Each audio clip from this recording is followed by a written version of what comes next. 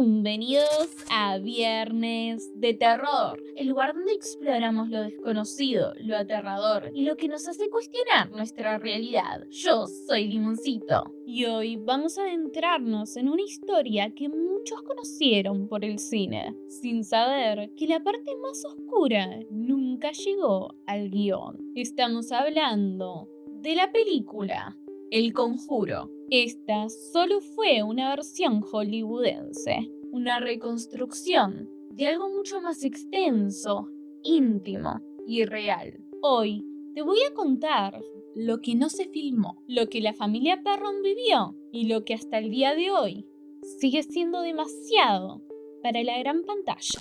Harrisville, el lugar donde todo comenzó, corría el año 1971 en Rhode Island y la familia Perron se mudaba a una granja colonial de más de 200 años, sin saber que cada piedra, cada clavo está impregnado de algo podrido. La vivienda de arquitectura georgiana había pertenecido a 8 generaciones de una misma familia y muchas no murieron tranquilamente. La tierra estaba cargada. 2 antiguos residentes se ahorcaron, uno de ellos en las vigas del granero. Y aunque parecía una casa de campo como tantas, el aire tenía memoria. La llegada de los Perron. Roger y Carolyn Perron, junto a sus 5 hijas, Andrea, Nancy, Christine, Cindy y Avril, buscaban una vida tranquila. Habían encontrado lo que creían su hogar definitivo, una finca rodeada de árboles altos, con un espacio suficiente para correr, jugar y respirar un aire distinto. Pero desde la primera noche, la casa susurraba. Los relojes se detenían todos a la misma hora. Las luces titilaban aunque no hubiera tormenta. Las puertas se cerraban con furia y con resignación.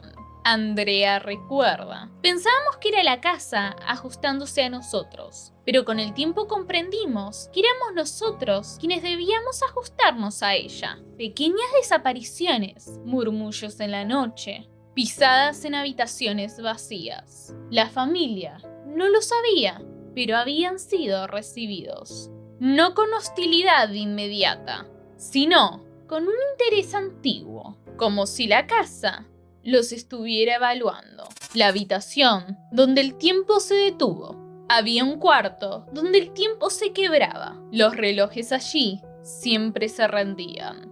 Era un espacio sin latido, sin flujo, como si el presente fuera devorado por algo estancado y antiguo. El aire se volvía denso y viscoso. Entrar allí era como atravesar una membrana, un umbral, hacia algo que no quería ser visto, pero sí sentido. Andrea, la hija mayor, recuerda que cada vez que entraban, el pasado se pegaba a la piel como sudor frío. Las niñas decían que ahí los sueños se repetían, que si alguien dormía allí, se despertaban con imágenes que no eran suyas. En una de esas noches, Cindy susurró: no era un sueño, era un recuerdo, pero no mío. Bathsheba Sherman, bruja o chivo expiatorio. Una de las entidades más temidas era Bathsheba Sherman. Según los registros, vivió en esa casa en el siglo XIX. Dicen que era hermosa hasta que la tragedia la deformó. Fue acusada de sacrificar un bebé. Una aguja incrustada en la base del cráneo del niño fue lo que la marcó. Nunca fue condenada, pero nunca volvió a ser libre. El pueblo la llamó bruja. El juicio la absolvió, pero su nombre quedó manchado por siempre. Murió en 1885, víctima de una parálisis espantosa. El médico escribió: no puedo explicarlo. El cuerpo se retorció como si algo dentro se negara a soltarla. La leyenda dice que le ofreció a su hijo a un dios antiguo. La casa nunca la olvidó. y desde entonces algo espera en las esquinas. Una sombra con el cuello torcido, rostro de colmena y un hambre que no entiende de tiempo. La elegida, Caroline, fue la más tocada, no solo por la casa, sino por algo que parecía habitarla. Al principio solo era agotamiento, luego vinieron moretones, arañazos que parecían como firmas cada mañana. Pero lo peor eran las noches. Algo la arrastraba por los pies, la despertaba con su nombre pronunciado al revés. Una madrugada, mientras leía sola, una fuerza invisible la alzó del suelo y la lanzó contra la pared. La familia corrió. Nadie vio nada. Todos sabían que Bathsheba había elegido. Su elección no era simbólica, era posesiva, personal, como si el alma de Caroline fuesen tierras en disputa. Los inquilinos perpetuos. Las niñas hablaban con figuras que solo ellas veían. Una decía tener un amigo llamado Rory, otro espíritu de un niño que, según los archivos, había sido asesinado en la propiedad. Otras veces, los espectros eran más familiares. Uno barría la cocina cada noche, otro se despedía con un beso que no dejaba marcas. Manny lo llamaban. Aparecía sonriendo torcido entre el comedor y el pasillo y desaparecía tan pronto cruzaban las miradas. Algunas apariciones eran sólidas, otras vapor. No hablaban, pero decían cosas a su manera. Cindy lo llamó estar en la burbuja, una pausa en el tiempo, donde solo podías escuchar lo que no querías oír. La noche del armario. Una de las habitaciones tenía un armario que nunca cerraba del todo. Sus bisagras crujían con un ritmo propio, como si respiraran. Christine decía que por las noches el interior parecía más profundo, más oscuro de lo que la lógica lo permitía. Una noche, su grito partió la casa en dos. Roger corrió y lo que vio lo marcaría para siempre. Su hija levitaba, el cuerpo rígido, los ojos en blanco y su cabello suspendido, como atrapado por el viento de otra dimensión. No se volvió a abrir esa puerta sin rezar antes. De hecho, nunca se volvió a cerrar del todo. Era un umbral, era una costura mal cerrada entre este mundo y el otro. La llegada de los Warren. Desesperados, los perros buscaron ayuda. La oscuridad se había vuelto constante. Y entonces llegaron ellos, Ed y Lorena Warren. Él, con su crucifijo, su libro y su convicción de acero. Ella, con su mirada que atravesaba lo impenetrable, que podía ver lo invisible. No eran salvadores, eran testigos. Y lo que vieron en esa casa, no lo olvidaron jamás. Apenas cruzó la puerta, Lorraine se descompuso. Cayó de rodillas, sin aire, como si algo le apretara el alma. Hay algo que no quiere que estemos aquí. La sesión infernal. Los Warren organizaron una sesión en el comedor. Velas, salmos, invocaciones. Una barrera frágil entre lo humano y lo desconocido. Caroline se sentó en el centro, temblando y cerrando los ojos con fuerza cuando habló. Su voz no era suya. Salía de un rincón hueco de su cuerpo. Era múltiple, era antigua. Su cuerpo se transformó. Se arrugó como un papel mojado y luego la lanzaron al otro extremo de la habitación, como si alguien invisible la hubiera rechazado. Andrea lo vio todo, escondida tras una cortina. No era mi madre, era otra cosa usando su cuerpo, como una carcasa rota. La casa ya no susurraba, gritaba, y no todos volverían a dormir esa noche. El sótano, la raíz enferma. El sótano era una grieta en la casa, un descenso no solo físico, sino espiritual. Incluso el perro de la familia evitaba sus escalones, gruñía, se negaba a pasar. Ed Warren decía que allí se abría una puerta de entrada, un cruce, un sitio donde el velo se rasgaba como tela vieja. Allí los objetos flotaban, las voces sonaban desde el concreto y el silencio no era ausencia de sonido, era una presencia completa. La familia solo bajaba por necesidad y cada vez que lo hacían, algo subía con ellos. El alma de la tierra. No todo era Bathsheba. Había algo más abajo, más callado, más viejo, más hambriento. Era como si la tierra misma esperara.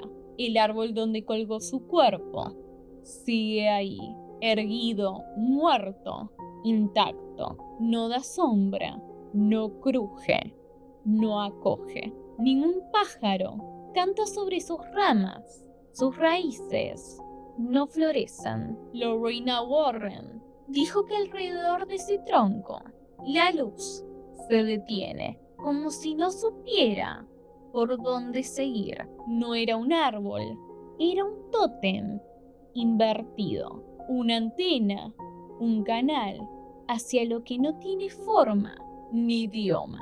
Tal vez allí se ofreció algo, tal vez la sangre cayó con intención y lo que fue invocado no duerme, solo observa desde abajo. El coro demoníaco. Los Warren empezaron a atar cabos. No solo escuchaban voces, leían silencios. Vecinos miraban al suelo cuando se hablaba de la granja. Nombres se repetían en expedientes olvidados. Muertes demasiado similares, demasiado alineadas. Un niño ahogado en el arroyo. Una mujer hallada colgando del desván. Un jornalero que se envenenó con sales de mercurio. 3 hermanas que desaparecieron sin dejar rastro. No eran tragedias aisladas, eran pulsos de un mismo cuerpo. La casa no era solo testigo, era eje. Andrea lo decía en sus escritos. Ese lugar no era una casa, era una acumulación. Ed Warren comprendió algo más aterrador aún. Esa acumulación no era inerte. El sufrimiento había adquirido voluntad, pero no una sola. Cada aparición, cada hostilidad parecía venir de una voz distinta. Ecos antiguos, algunos humanos, otros inconfesables. Y aunque no lo nombraron, los Warren sabían reconocer ese patrón. Lo que se movía allí abajo era demoníaco. El lugar está vivo, no está poseído. Ella posee. Los intentos de huida, amarres invisibles. Los perros intentaron irse múltiples veces, pero algo les cerraba el paso. Antes de cada mudanza, algo ocurría. Enfermedades repentinas, deudas que aparecían como si fueran sembradas. Accidentes tribales que se volvían excusas inevitables. Una vez, Roger perdió el control del coche sin una causa aparente. Otra, Caroline, se desmayó al cruzar el umbral con una caja en brazos. Andrea escribió: era como si la casa nos aferrara por dentro, como si nos hubiera conocido y no quisiera olvidarnos. Y cuanto más insistían, más furia parecía emanar de las paredes. Las noches se cargaban. No era solo miedo, era una disolución lenta del deseo de huir. La casa no era un espacio, era un vínculo, y ese vínculo no aceptaba el abandono. El testimonio final de Andrea Perron. Décadas después, Andrea rompió el silencio. 30 años de recuerdos dormidos tomaron forma en una trilogía: House of Darkness, House of Light. Allí no hay monstruos hollywoodenses, no hay héroes, solo familia. Y algo que la siguió observando desde adentro. No fue una pesadilla, fue una convivencia con lo imposible. Describe sueños compartidos entre hermanas, percepciones simultáneas, presencias que hablaban sin boca y se colaban en los pensamientos. Cuando aparecían, el tiempo se deformaba. Mi madre las veía con ojos abiertos. Yo, en el mismo instante, soñaba su rostro. Escribió no para convencer, escribió para no quedar sola con lo que vio. No fuimos elegidos al azar, fuimos testigos, fuimos la audiencia de algo que necesitaba mostrarse. La herencia de lo invisible. Los Perron lograron marcharse, pero algo se fue con ellos. Durante 10 años vivieron con lo invisible, y aunque escaparon físicamente, las marcas quedaron en el cuerpo y en los sueños. La estructura quedó en pie, pero el alma del lugar nunca cambió. Nuevos inquilinos hablaron de olores que venían de la nada, de pasos que subían escaleras vacías, de risas suaves en habitaciones cerradas con llave. Algunos se fueron sin sus cosas, otros se fueron en ropa de dormir. Uno ni siquiera se llevó su coche. La propietaria actual lo confirmó. Algo sigue allí. No siempre se manifiesta, pero está. Reconstrucción hollywoodense. El reflejo en la pantalla. Cuando El Conjuro llegó a cines en 2013, la gente pensó que asistiría a una ficción inspirada en hechos paranormales. Pero lo que pocos sabían era que detrás de ese guión reposaba una verdad vívida en carne, tensión y sombras que nunca desaparecieron. James Wan no inventó el caso, lo reconstruyó y lo hizo con la ayuda directa de quienes estuvieron allí. Lorena Warren asesoró cada detalle. Andrea Perron entregó extractos de su trilogía. Los productores escucharon y luego decidieron qué mostrar. Lo que vimos: una posesión, una medium en trance, una mujer marcada por una entidad. Lo que no vimos: la década completa de terror cotidiano, los vínculos fracturados, los sueños cruzados entre hermanas. Durante la gira de prensa, Andrea dijo: lo que me perturbó no fue que la contaran, fue todo lo que decidieron callar. El Conjuro se volvió saga. La casa se convirtió en un ícono del terror moderno, pero la verdadera historia se sigue contando en voz baja. Y tal vez eso sea lo más aterrador, que lo que el cine narró fue solo el principio. A veces lo diabólico se esconde en los lugares más cotidianos. ¿Cuántas veces nos hemos encontrado de cara con lo paranormal y hemos decidido mirar para otro lado, intentar tapar el sol con el dedo. El caso de la familia Parron nos hace replantearnos, ¿y si cada vez que hemos ignorado esas señales, esos momentos, esos recuerdos, esas memorias que están presentes en nuestros hogares, en nuestras paredes, no estamos dejando atrás el pasado, estamos abriendo un espacio a algo mucho más oscuro, algo que no se olvida, algo que no perdona, algo que no se va? ¿Qué experiencias paranormales tuviste en tu hogar?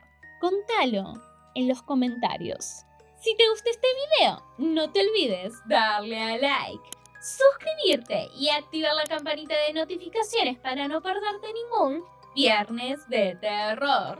Nos vemos el próximo episodio y recuerda, lo desconocido siempre está más cerca de lo que pensamos. ¡Chao!